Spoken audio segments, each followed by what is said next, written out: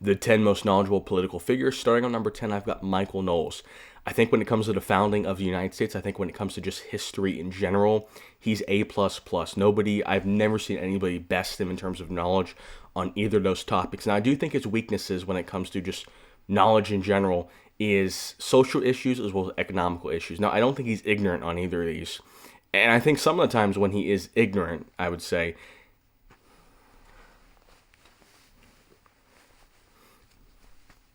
the 10 most knowledgeable political figures. Starting on number 10, I've got Michael Knowles. When it comes to the United States founding, when it comes to just history in general, he is A+++. I've never seen anyone best him. He is as knowledgeable as it gets. Now, why I've got him at 10 and not any higher is I think on economic and social issues, if any of you guys saw the Jubilee debate he did with 20 LGBTQ people, he makes a lot of assertions, and I don't necessarily disagree with his points. I don't necessarily even disagree with his argumentation.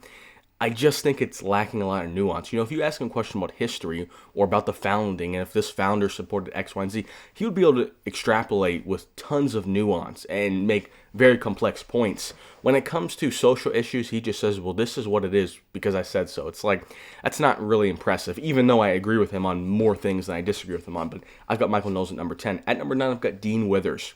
I think his strengths are abortion as well as religion. Now, he obviously is pro-abortion and he's anti-religion, but I just think the nuance and the complexity he gets into in some of these debates I've seen him with, some of these abortion points, and I'm pro-life if you guys have seen my videos, some of these abortion arguments he gets into are very extensive. I mean, I've never even seen it. He's creating new arguments I've never even heard of. And with religion, he's also very unique with his perspective on why he's anti-religion, both from the perspective of he doesn't believe it's true and from the perspective of if it is true, it's bad. So I think he's very knowledgeable in both of those. Outside of that, and I would give him A+ in both those categories. I think if you're going to find someone that's pro-choice and as well as anti-religion, I think he's the best in terms of knowledge on those. I think everything else is kind of lackluster, and I think, foreign affairs, I think economically, I think immigration, it's just kind of the standard talking points. It's kind of the inverse of Michael Knowles, I would say. They're kind of similar in that, they're very knowledgeable in their key things, but outside of that, it's just kind of just base talking points. Now, at number 8, I've got J.D. Vance. Now, I know he's not a political figure per se. He's the vice president. I think his strength is kind of everywhere. And what I mean by that is you're like, well, if his strength is everywhere, why is it any higher? I think because he doesn't have a coherent worldview, unlike Dean Withers and Michael Knowles, who I do believe are truthful. And even if you disagree with them, you know what their actual opinions are. J.D. Vance is a chameleon. He hated Trump. He loves Trump. He hated Palantir. He loved free speech one day. It's like whatever his opinions need to be, he's going to kind of have a decent explanation for all of them. He's going to understand all the knowledge he needs to know. I think his strengths are everywhere, and his weaknesses are, he's not really an expert in anything, because you only become an expert in something in terms of, like, let's say you really care about immigration. J.D. Vance doesn't care about immigration. He was for it last year. He's against it this year. If his wife says something, he might be for it. Whatever he's whatever he needs to be. So for that reason, he's not really getting into the weeds of anything, because all he needs to be able to do is do a sit-down debate or do a Fox News interview, and he needs to be able to just give the key talking points. But he always is on point with the talking points. He never blunders a talking point. He's a talking point expert. At number 7, I've got Mehdi Hassan. Look, I think he's very knowledgeable in the Middle East. I would probably say if you're looking to get information on the Middle East, now he obviously is probably a little bit biased towards the Muslims, but I still would say he's probably the key source. He's as knowledgeable as it gets. His debate skills are obviously phenomenal as well, and I think he's also very knowledgeable about immigration. Now, I would say that in terms of knowledge, maybe his weakness, and we're splitting hairs here, because look, if I've got you in the top 10, obviously I think you're pretty knowledgeable.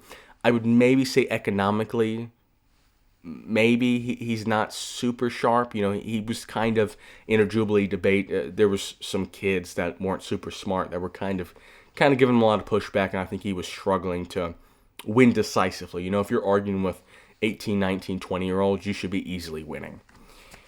Now, at number 6, I've got Tucker Carlson. I think he's very, very similar to J.D. Vance. These guys are both chameleons. Now, obviously, they're both on the Republican side. And look, his pro is everything. Once again, I think he's just a slightly better version of J.D. Vance. He's slightly smarter. He's slightly more equipped to be the chameleon. But look, he doesn't... He's for something. He's pro-war, now he's anti-war. He was pro-Israel, now he's anti-Israel. He'll be pro-immigration if the billionaires ask him to be. He's anti-immigration today. He loves everything. Always is changing, and it's not to say things can't change, but that's the reason why it's like, man, these guys. What do you really care about? Because the only way you can be super knowledgeable, Michael Knowles, for example, he really cares about history and about the founding fathers.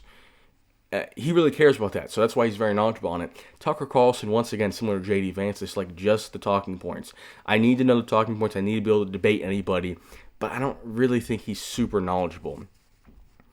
And, similar to J.D. Vance, obviously. Number 5, I've got Andrew Wilson. Now, he's probably the least popular person that I have inside my top 10, I believe. Maybe Dean Withers. One of those two are the least popular. But I think he is as knowledgeable as he gets when it comes to philosophy, as well as religion.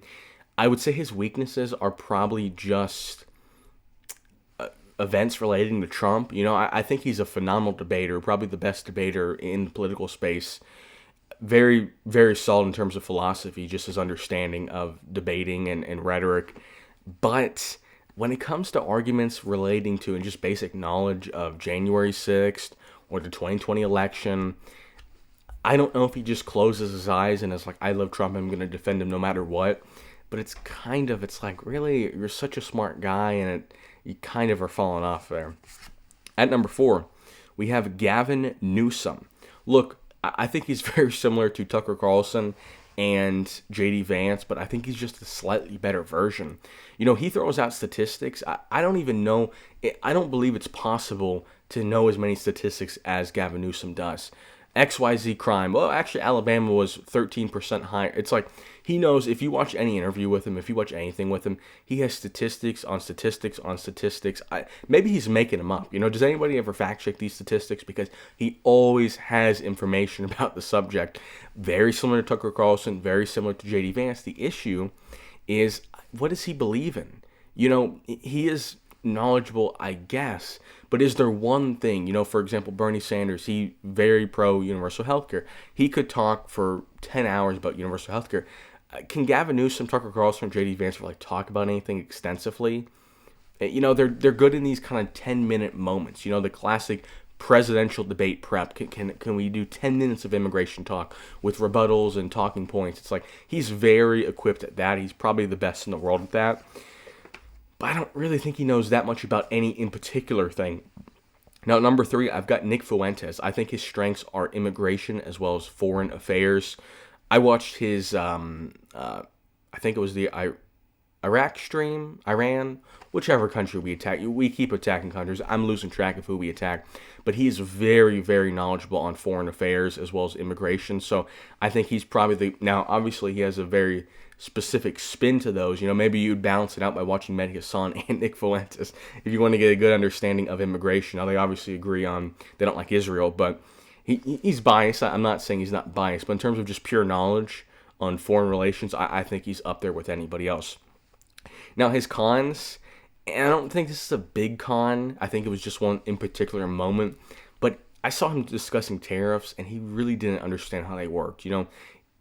He was arguing with somebody about tariffs, and he said he loves tariffs because they bring back manufacturing in the United States, but then they don't make the products more expensive. And it's like, well, if people could buy cheaper products in the United States from United States manufacturing, they would already do that. So the tariff would be completely, but I think it was just a bad moment. I still think he's a pretty knowledgeable person, but it was kind of ridiculous, the loops he went in on the economy. At number 2, his rival, Ben Shapiro. Look, I think he's very knowledgeable on everything.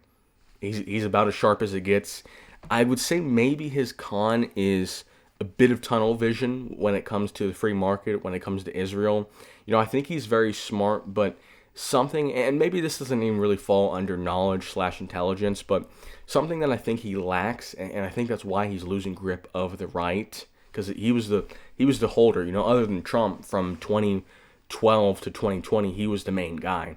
And he's fallen off. He's probably not even top 5. And I think the reason for that is he lacks a lot of empathy. For such a smart guy, you would think that he would understand why people would not be all on board with free markets, or would not be on board with Israel, or would not be on board with, pro-life legislation. He doesn't seem to get it. He always seems dumbfounded. He always seems really mad.